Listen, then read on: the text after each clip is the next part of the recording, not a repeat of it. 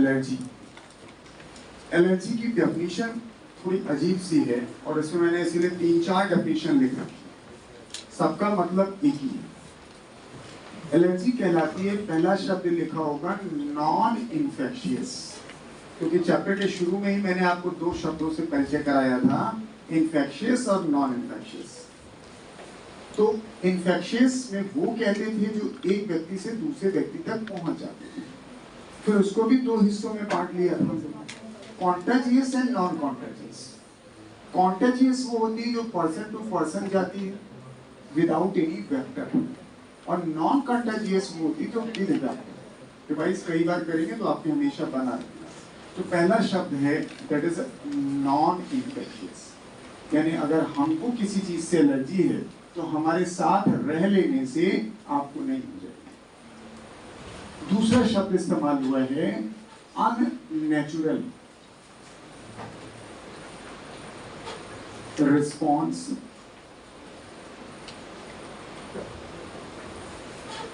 Non infectious, unnatural, unusual, ये भी लिख सकते हैं। सिम्टम्स,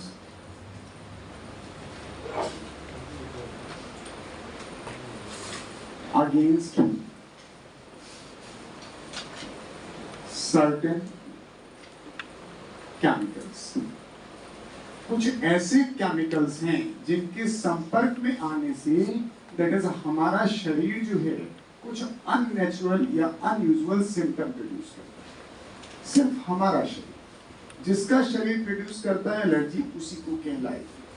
जैसे एग्जाम्पल के तौर पे, घर में गोभी की सब्जी बनी, घर में 7 लोग हैं, 7 में कोई प्रॉब्लम नहीं, लेकिन एक व्यक्ति है उसने सुबह से कहना शुरू किया कि हमारा पेट खराब,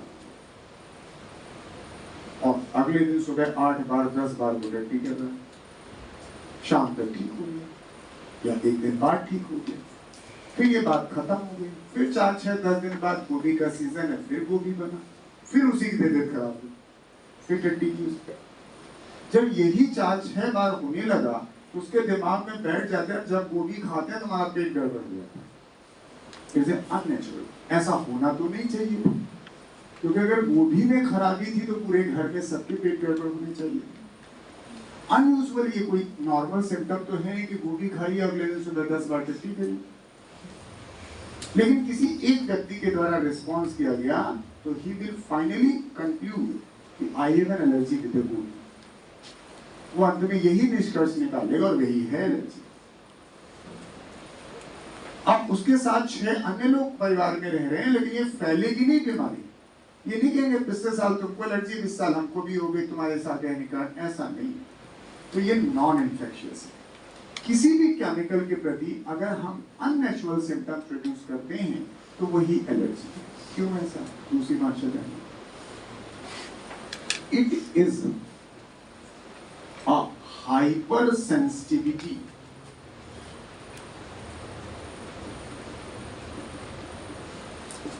to certain chemicals। कुछ केमिकल के प्रति आपके अंदर हाइपर सेंसिटिविटी होती है, that is without any reason. कोई कारण नहीं है कि भैया काहे हमको गोभी से एलर्जी है।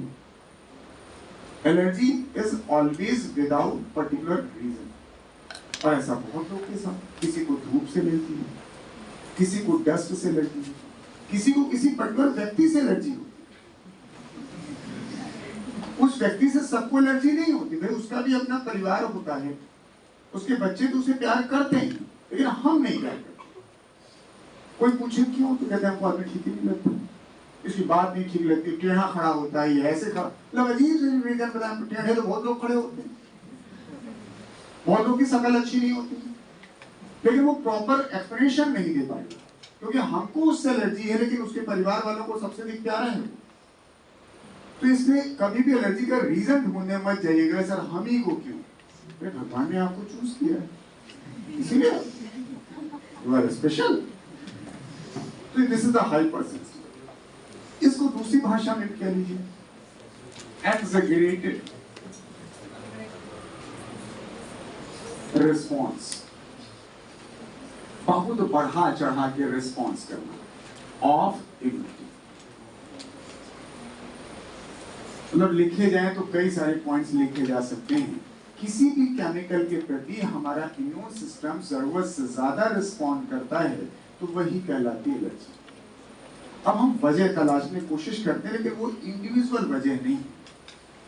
मैं एलर्जी में बता रहा हूं शरीर में होता क्या है, वो क्यों होता है ये नहीं बता। नॉर्मली जिस भी चीज के प्रति आपको एलर्जी होगी, जिस केमिकल के प्रति, उन केमिकल्स को हम लोग नाम देते हैं एलर्जिन। ये एलर्जेंस कहलाते हैं। जैसे फॉर एग्जांपल मेरे को डस्ट से एलर्जी है, वही नहीं, लेकिन औरतों को होती है, लड़कियों को खासकर। डस्ट और धूप दो चीज से एलर्जी शादी पहले होती है, शादी के बाद काम से भी एलर्जी तो डस्ट से अगर आपको एलर्जी, तो जैसे ही डस्ट के आप संपर्क में आओ, अब हमारी बॉडी तुरंत रिस्पॉन्ड करेगी। वहीं दूसरा व्यक्ति वो झाड़ू लगा रहा है और उसको कोई दिक्कत नहीं है और लोग चले जा रहे हैं, लेकिन आप जब गुजरोगे तो आपकी बॉडी तुरंत एक्टिव रिस्पॉन्स, छींकने लगोगे, खांसने लगोगे और हो सकता है कल तक आपको बुखार भी आ जाए। कई बार हम ग्राउंड्स में जाते हैं और चुपचाप ऐसे लेट जाते हैं और घर आते ही पूरे बदन में खुजली होने लगती। सबके साथ नहीं होता ऐसा। तो इसका मतलब उस ग्राउंड में कोई ऐसी वीड थी जिससे आपको एलर्जी थी और आपके शरीर के कांटेक्ट में आई और आप खुजलाते रहे, आप शाम को आके दवा खानी पड़ती है, ऐसा भी होता है।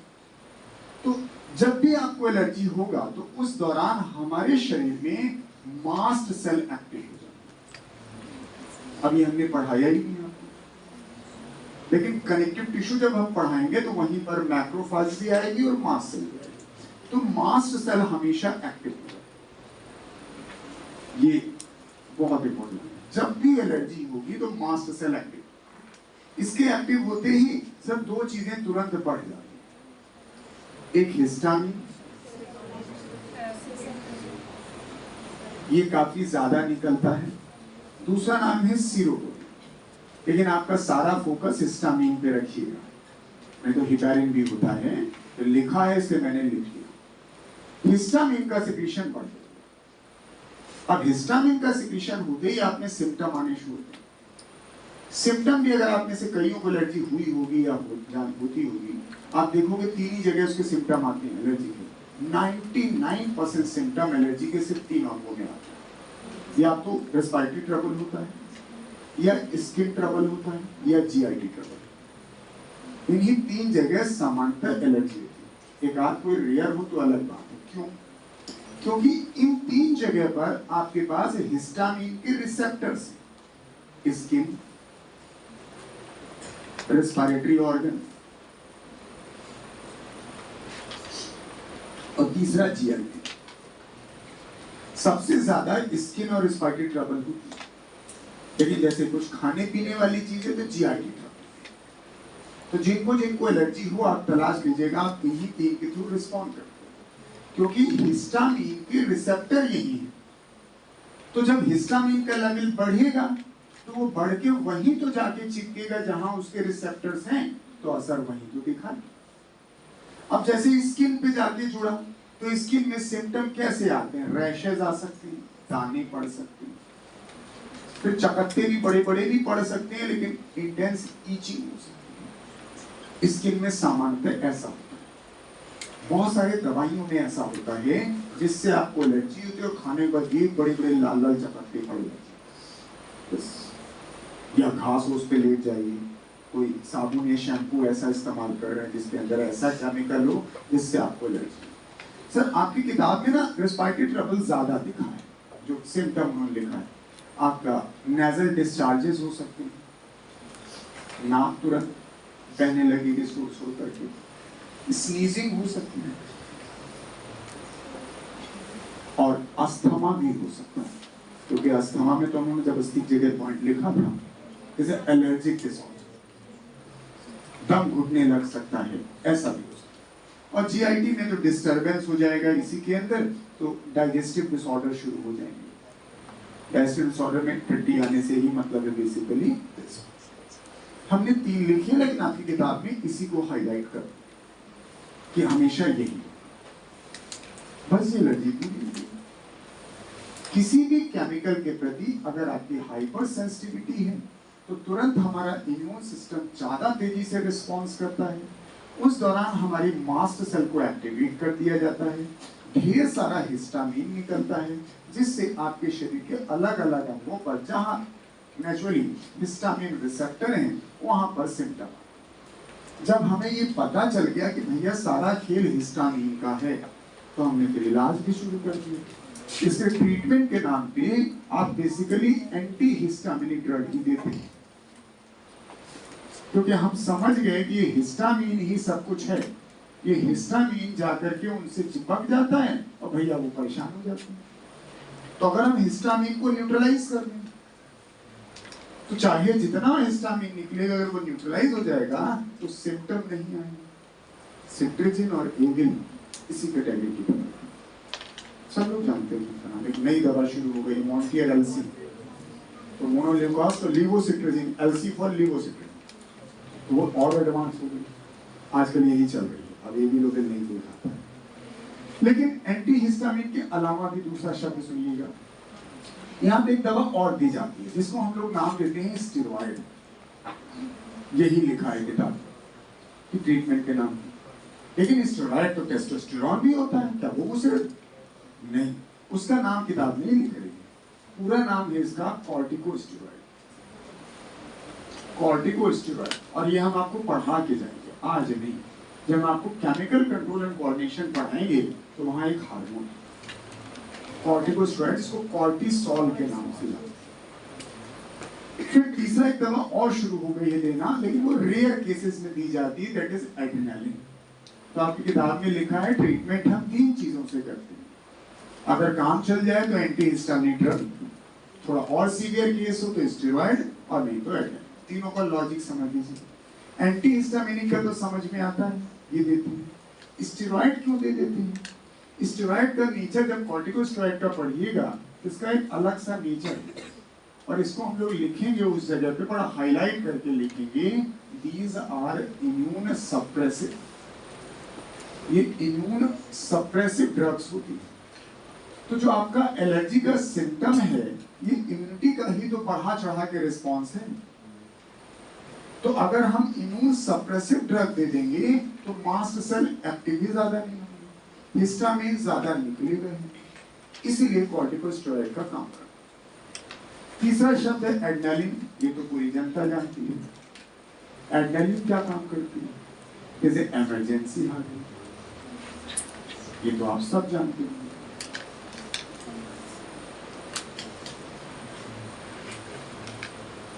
तो भाई तकलीफ ज्यादा होती तो आप एड्रेनालिन का इंजेक्शन लगाते। तो ये 3 नाम इसके लिखे।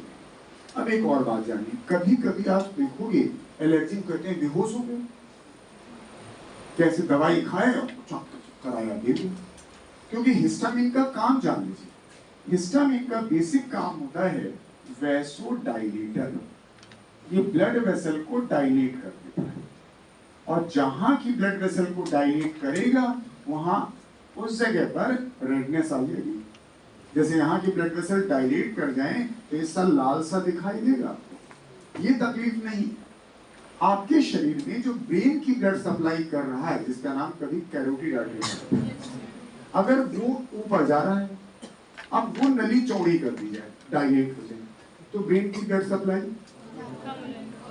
कम हो जाएगी, और ब्रेन की ब्लड सप्लाई कम होगी तो ब्रेन में ऑक्सीजन की मात्रा कम हो जाएगी। इसको अंग्रेजी में शॉक कहते हैं।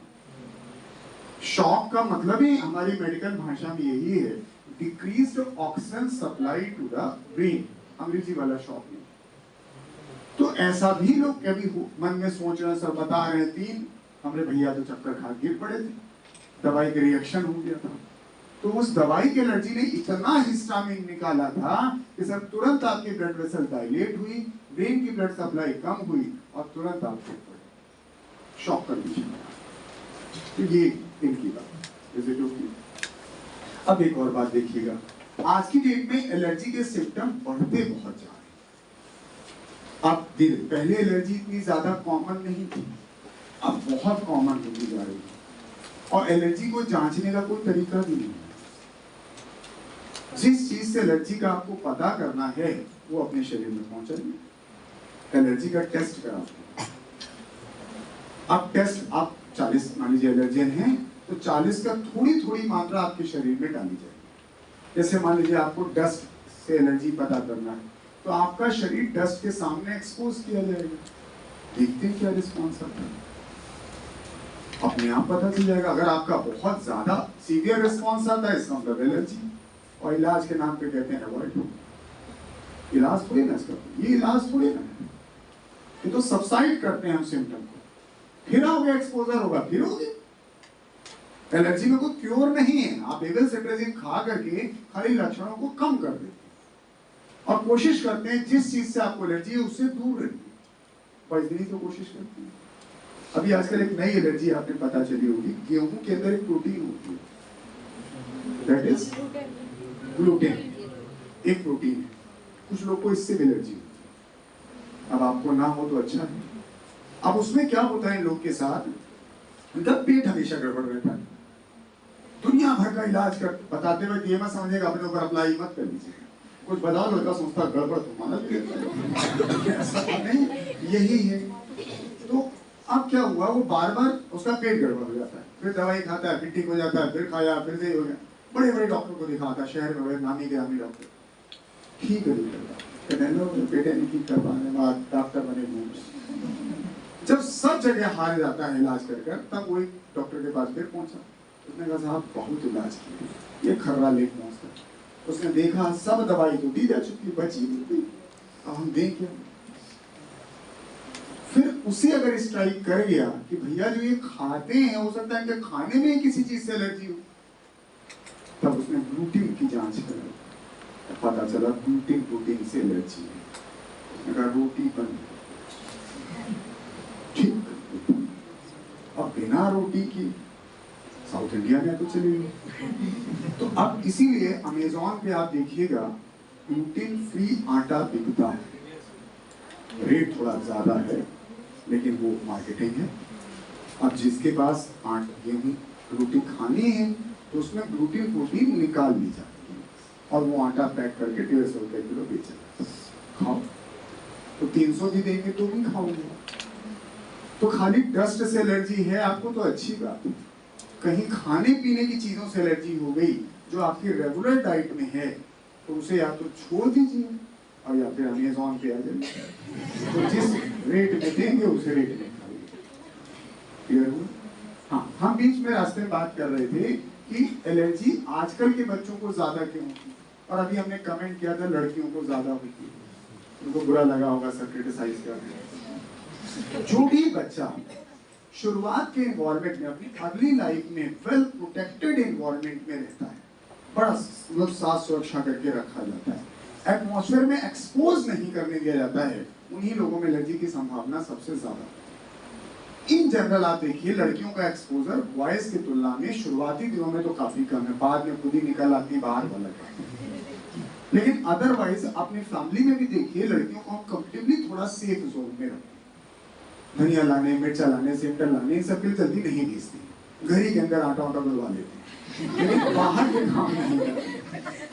तो बॉयज का एक्सपोजर थोड़ा ज्यादा है।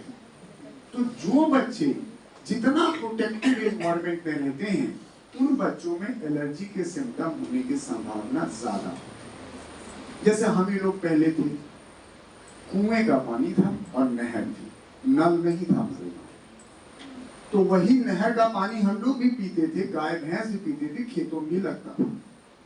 उसी कुएं के पानी से हम नहाते भी थे, खाना भी बनता था और खेतों में पानी भी चलता था, कोई बीमारी नहीं होती थी।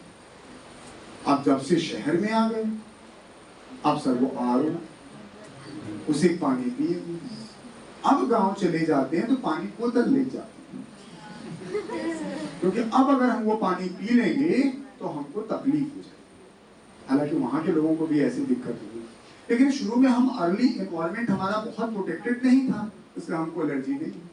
मेरे बच्चे का है सीवियर एलर्जी, उसको भी होती है, क्योंकि पहले लोगों के पास बच्चे ज्यादा होते थे, सोते वक्त गिन लेते थे,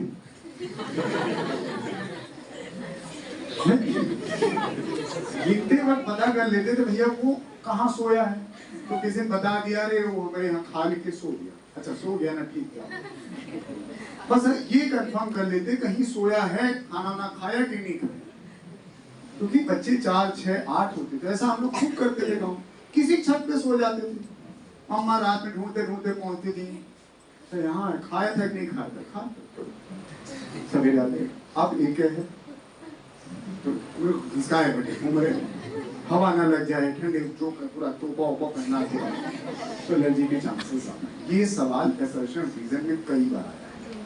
नीचे की लाइन में देखेंगे कि most of the children living in the metro cities usually suffer from allergy because they live in the well protected environment in their early life. शुरुआती दिनों में तो जो बच्चे ज्यादा सोफिस्टिकेटेड एनवायरनमेंट में पलते हैं उनमें एलर्जी की संभावनाएं ज्यादा हैं, और जिनमें कम थोड़ा एक्सपोज ज्यादा हैं उनको एलर्जी नहीं।